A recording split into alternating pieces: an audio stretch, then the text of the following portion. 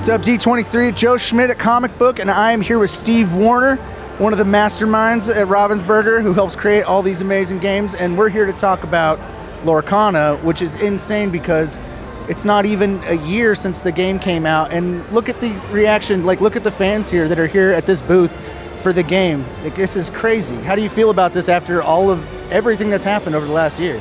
Oh, this has just been truly amazing. That so many people have shown up to learn how to play, to get in line, to take photos. They're here to get the collector set. It's truly amazing and inspiring to see so many people and so many stories that they bring with them too. It's great. So looking back at this last year of success, what is the part that you're most proud of all of this? Really how it's brought families together. I mean, the number of stories that I've heard, the best story that I've heard so far was I had a lady come up and say she was 67 years old. She has a 37-year-old daughter, and they have a 7-year-old son, and they all play together. And so it's so much of that generational fun that they get to have together, and Disney gets to bring them together to do that. And our game is something that they get to play at the table and as a family. You couldn't ask for anything better. And the cool thing about this game, for those who are unfamiliar, but I'm sure you're very familiar with this, but the cool thing is just all of the different Disney properties that you get to get and cross over with.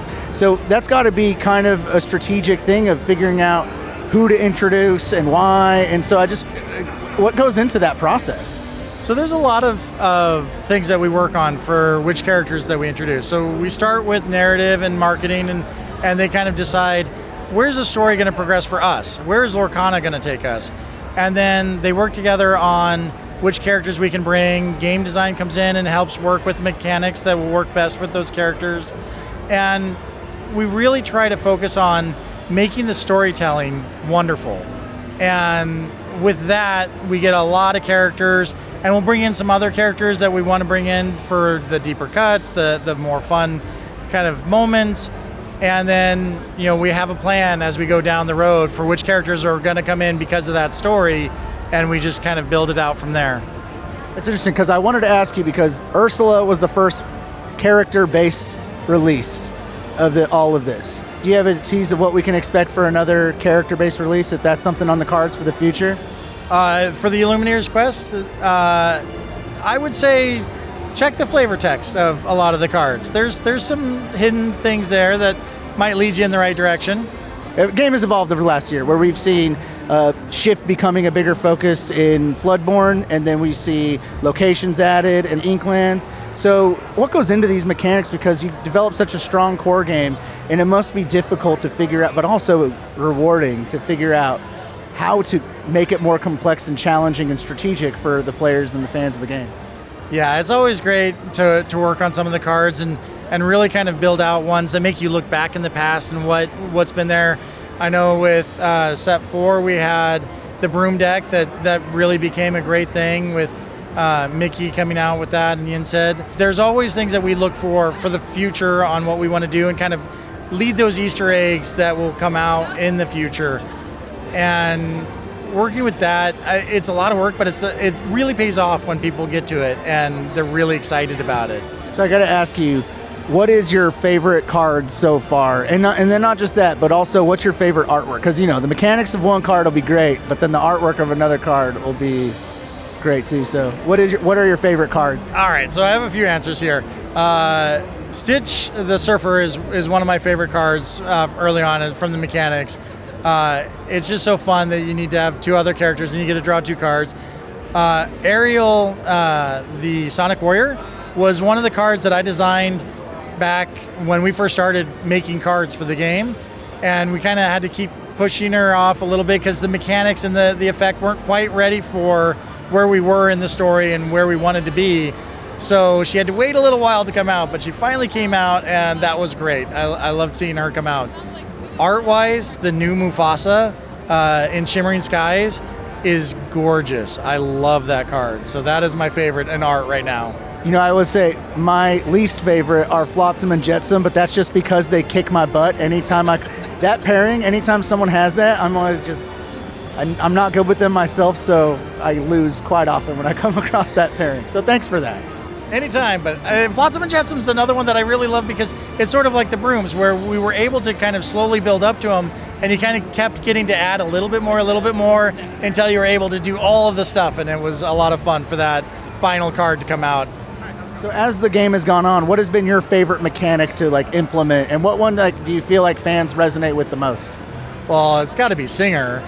Singer is so great for Disney. All the franchises just are so based on songs.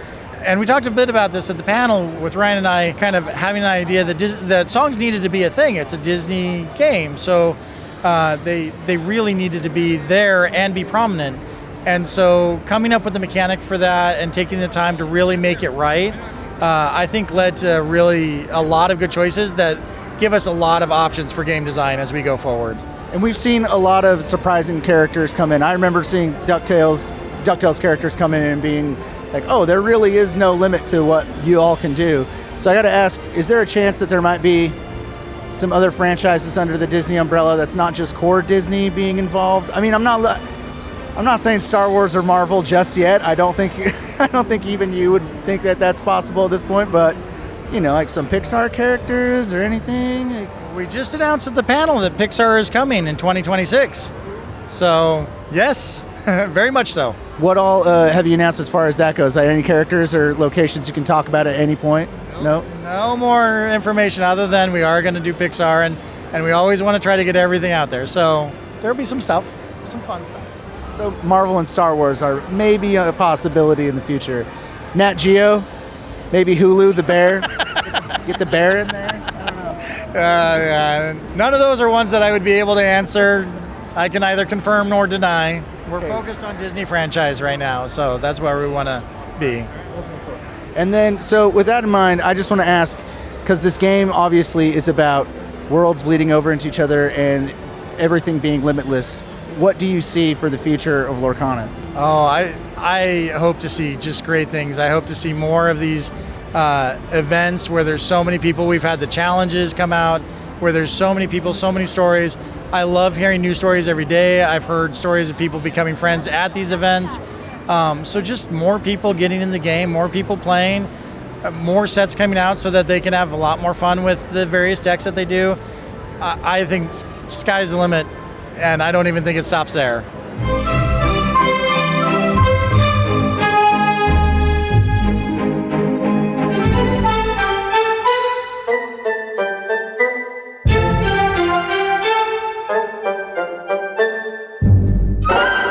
We're at D23 Comicbook, and I am here with Ryan Miller, the designer, the grandmaster, I feel like, of Lorcana and all of the crazy success that you've had. The craziest thing I was talking to Steven earlier is that it's been a year, less than a year.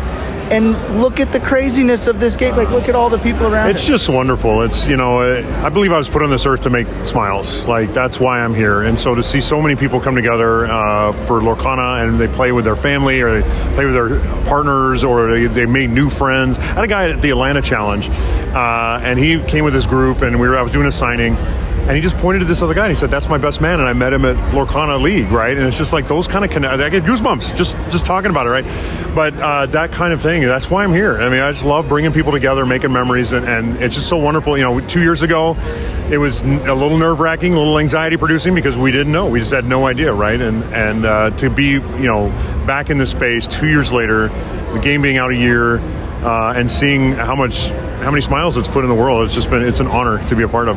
So for D23, one of the things I got to ask you about is the D23 specific set that you can get here. And I know collectors everywhere are going to be trying to get their hands on it. But there are 6 very specific cards that you chose from the past, the present, and the future of Lorcana. What went into designing, like figuring out what cards we're going to pick out and the inclusion of them? And I got to say, Oswald card. I'm excited about that one. Yeah, so it really, when we conceived the product, it was, we had what is the theme, and we're kind of bouncing stuff around. And what we really decided was, let's celebrate, right? Let's celebrate the first year of Disney Lorcana. And so, we're doing 6 cards because we wanted one of each ink.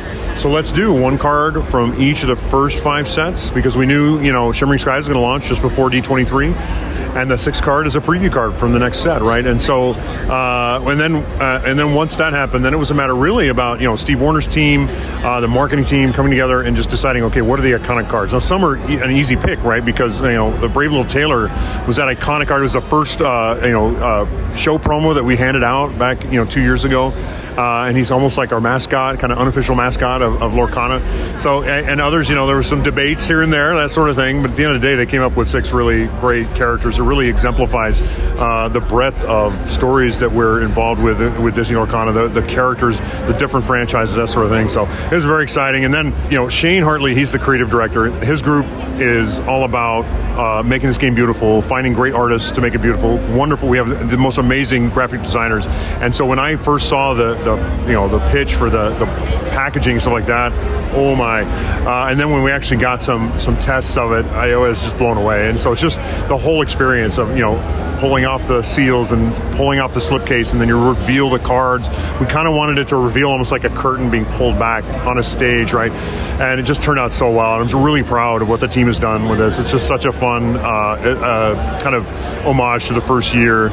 And it's not just in D23, right? We got this at it's downtown Disney. It's at Disney Springs. It's at Disney Paris, at the New York City at the Disney store there.